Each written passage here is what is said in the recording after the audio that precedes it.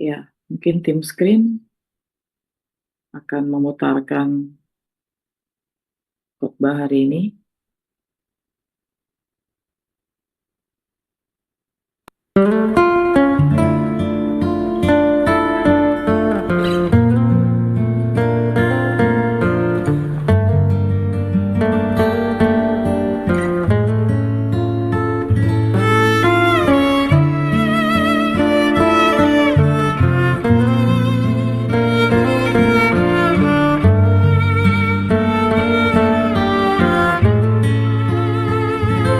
Tercurah darah anak domba Allah, tertumpah bagi dosa manusia.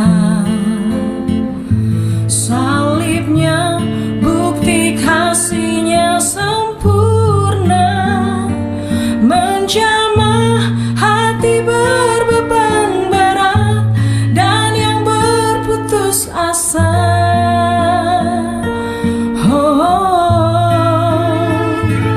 Tiada kasih melebihi kasihnya, dalam dan luas tiada terduga.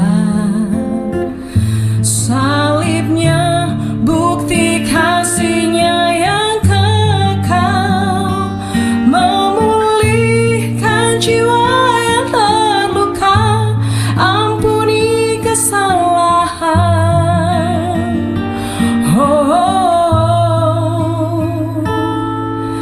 Darahmu sucikanku, layakkanku hidup dalam anugerahmu. Ku rindu menyembahmu, bawaku mendekat dalam hadiratmu, memujimu.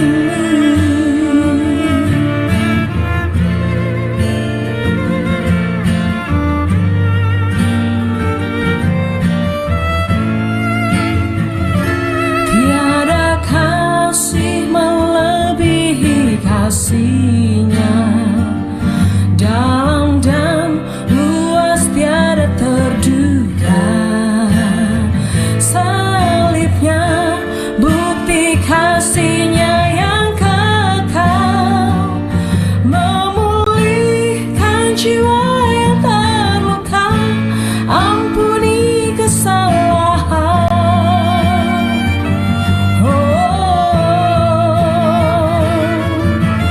Darahmu sucikanku,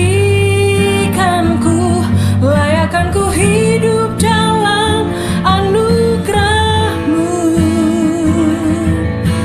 Ku rindu menyembahmu, bawaku mendekat dalam hadiratmu, memujimu.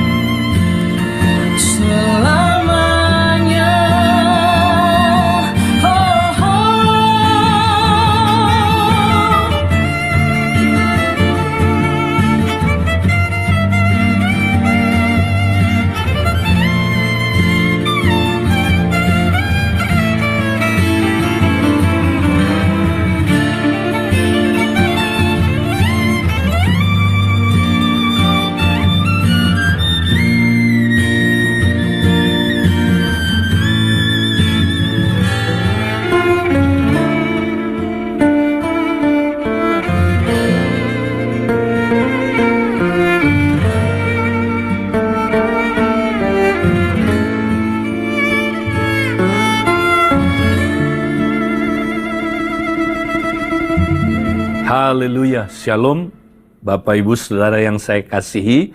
Kita masih dalam seri bagaimana kita mengalami inner healing. Saudara, kalau kita mau mengalami inner healing, kita harus datang kepada Yesus, Gembala kita, dan penasehat ajaib kita.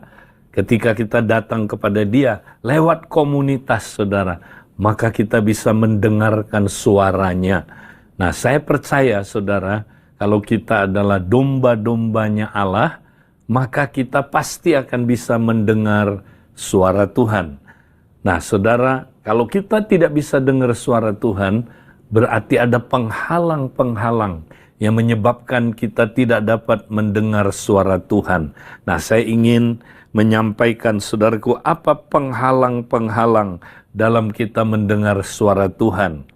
Yang pertama, kalau ada dosa yang belum diakui, ya, karena dosa yang belum diakui adalah penghalang untuk kita bisa mendengarkan suara Tuhan. Kemudian, saudara, kalau kita punya sikap yang sombong, ingat, saudara, orang sombong adalah orang yang merasa nggak perlu Tuhan. Kalau kita nggak perlu Tuhan, kita tidak bisa mendengarkan suaranya. Kemudian, saudaraku, juga dosa berikutnya yang sangat, saudaraku, menghalangi kita mendengar suara Tuhan adalah kepahitan. Kalau kita kepahitan, kita menduka citakan Roh Kudus. Nah, kalau Roh Kudus duka cita, Dia tidak mau berbicara, saudara. Akibatnya kita tidak dapat mendengarkan suaranya. Nah, bukan hanya itu, saudara. Di zaman kita hidup ini ada banyak distraction, ada banyak gangguan-gangguan, ya, baik di luar kita maupun di dalam kita. Gangguan ini biasanya disebabkan oleh karena banyaknya informasi yang kita terima lewat sosial media, saudara, ya. Dan media sosial ini, saudara, menghalangi kita sehingga kita terganggu, tidak dapat fokus mendengarkan suaranya. Bukan hanya itu, saudara, keraguan atau kebimbangan bisa menyebabkan kita waktu datang kepada Tuhan, kita tidak bisa mendengarkan suaranya. Alkitab berkata, saudara, tanpa iman kita tidak berkenan kepada Allah. Maka orang yang datang kepada Allah, ya, yang berbalik kepada Allah, harus percaya bahwa Allah ada dan bahwa Allah memberikan upah kepada orang yang sungguh-sungguh mencari Dia. Kalau kita sungguh-sungguh mencari Dia, kita pasti bisa, saudara, mendengarkan suaranya. Nah, kemudian yang ketujuh, saudara, yang keenam, penyebab orang tidak bisa mendengar suara Tuhan adalah kalau ada hal-hal okultisme yang belum diselesaikan dengan tuntas. Ya, seperti Simon, tukang sihir, saudara. Dia masih punya prinsip yang, saudara, sangat berbahaya, di mana, saudara, dia ingin memperjualbelikan karunia-karunia Roh Kudus. Dia adalah orang yang, saudara, ya, menjual apa itu, saudaraku, kuasa kegelapan itu untuk mencari uang, karena itu hatinya jahat. Orang yang hatinya jahat, saudara, ya, terikat dengan okultisme yang belum dituntaskan, bisa menghalangi dia mendengarkan suara Tuhan. Karena Petrus berkata, tidak ada bagian dia menerima baptisan Roh Kudus itu. Nah, kemudian yang ketujuh, saudara, penghalang yang menghalangi kita mendengarkan suara Tuhan adalah kalau kita punya ekspektasi yang salah dalam mendengarkan suara Tuhan. Ya, kita berpikir, oh, suara Tuhan itu, ya, kalau kita dengar secara audible. Suara Tuhan itu kalau, saudaraku, Tuhan datang berbicara lewat malaikat, atau lewat binatang, atau lewat sesuatu yang extraordinary. Nah, saudara, kalau kita mempunyai ekspektasi yang salah ini, maka kita miss waktu Tuhan berbicara kepada kita. Karena Tuhan berbicara kepada kita, saudara, lewat hal yang sangat-sangat sederhana, yang, saudaraku, secara umum kita bisa menerima suara Tuhan itu.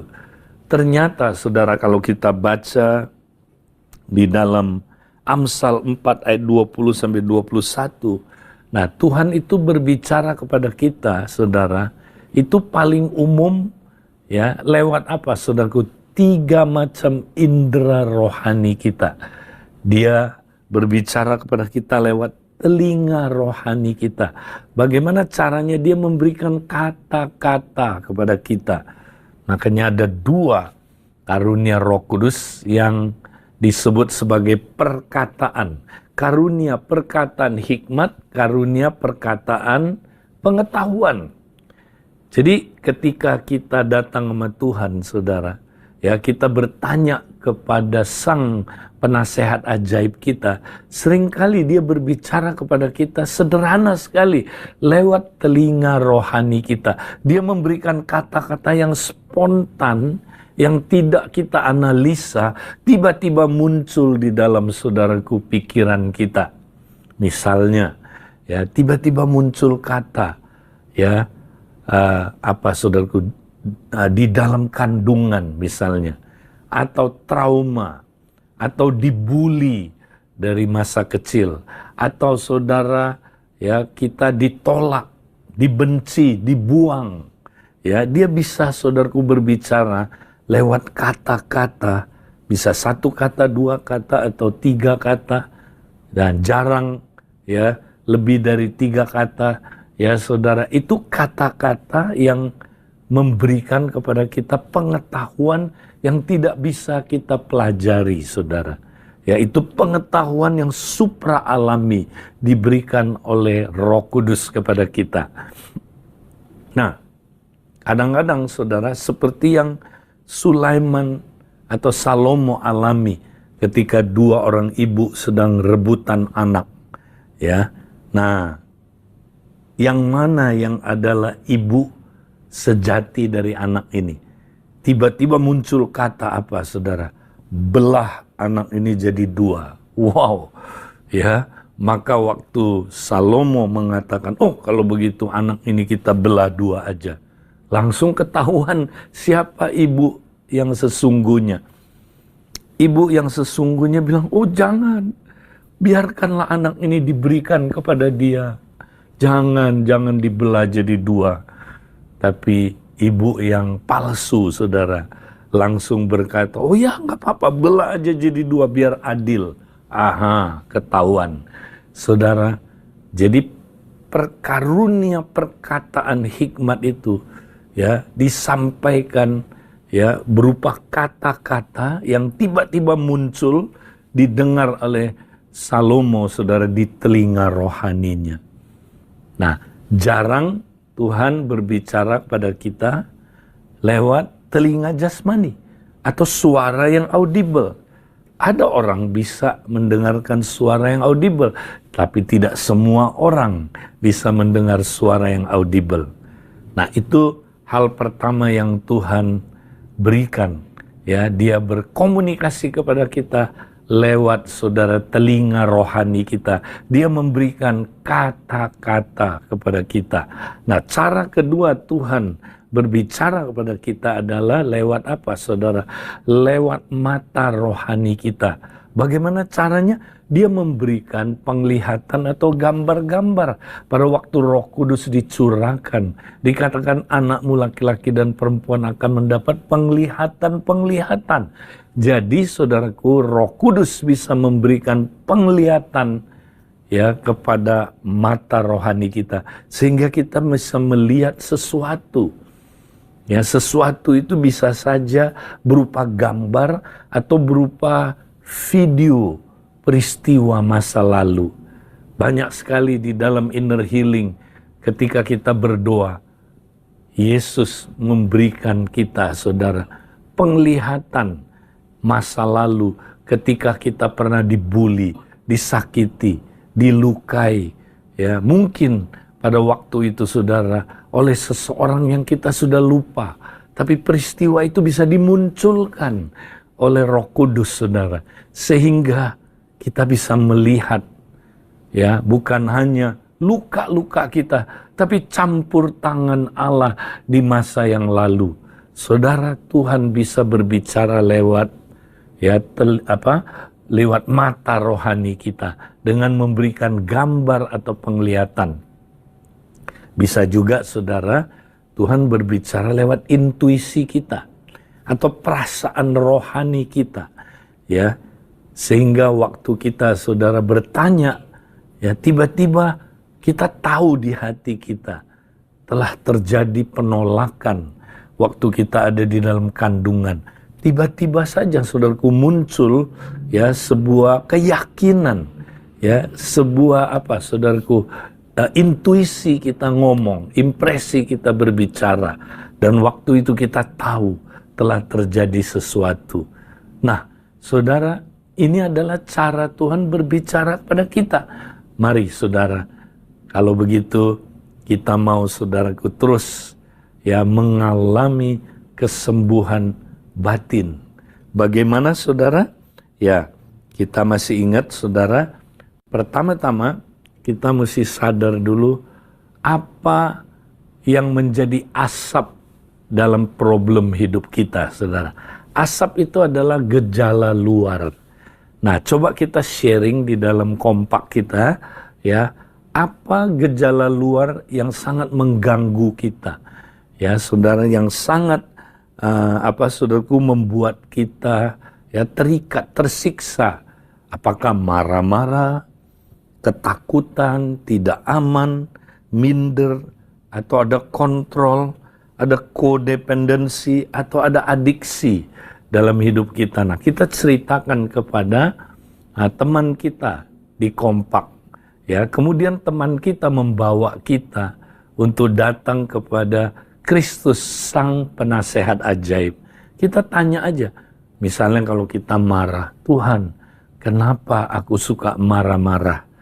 Ya, nah, ketika kita tanya nanti, maka Kristus akan mulai saudara membawa kita ya untuk menemukan apa asapnya sebenarnya. Nah, asap itu adalah ingatan memori dari pengalaman traumatik atau luka batin di masa lalu dari orang yang berotoritas atau orang yang berpengaruh terhadap hidup kita. Tiba-tiba saudara, ketika kita bertanya, Tuhan bisa ingatkan atau Tuhan ya berkata-kata atau Tuhan perlihatkan sesuatu, ya, kapan kemarahan yang kompulsif itu masuk menguasai kita, tiba-tiba kita bisa melihat sesuatu penglihatan. Nah, kita ceritakan kepada teman kompak kita, dan teman kompak kita menuntun, ya, apalagi yang kamu lihat, ya, apakah kamu bisa melihat Kristus di dalam peristiwa itu? Seringkali kita melihat Kristus ada di situ, saudara. Dan Kristus berbicara pada kita tentang peristiwa itu. Kristus hadir dalam setiap musim kehidupan kita. Bahkan dia bisa berbicara, ya saudaraku, tentang peristiwa itu. Dan saudara, seringkali Kristus mau kita mengampuni orang yang telah melukai kita, yang menyakiti kita. Dan jangan berhenti sampai di situ, saudara. Kita mesti menemukan kepercayaan salah apa yang masuk ke dalam diri kita. Kepercayaan yang salah itu, saudara, bisa tentang diri kita, tentang Tuhan, atau tentang orang lain. Ya, kadang-kadang kepercayaan yang salah itu ya telah menipu kita sekian lama, ya, yang menyatakan kamu tidak berharga, kamu orang yang tidak ada artinya, ya, kamu dibenci, kamu dibuang, ya saudara, sehingga kita punya gambar diri yang jelek. Atau kepercayaan salah itu, saudara, tentang seseorang yang lain, atau tentang kelompok tertentu. Pria itu semuanya sama aja jahat, ya, atau wanita itu ya adalah mengerikan misalnya, ya, sehingga kita membuat sumpah-sumpah, saudara, ya, saya tidak akan pernah dekat-dekat lagi dengan pria, saya tidak akan dekat-dekat lagi dengan seorang wanita. Ya, kita punya komitmen yang salah, ya, komitmen, sumpah yang saudaraku, keliru.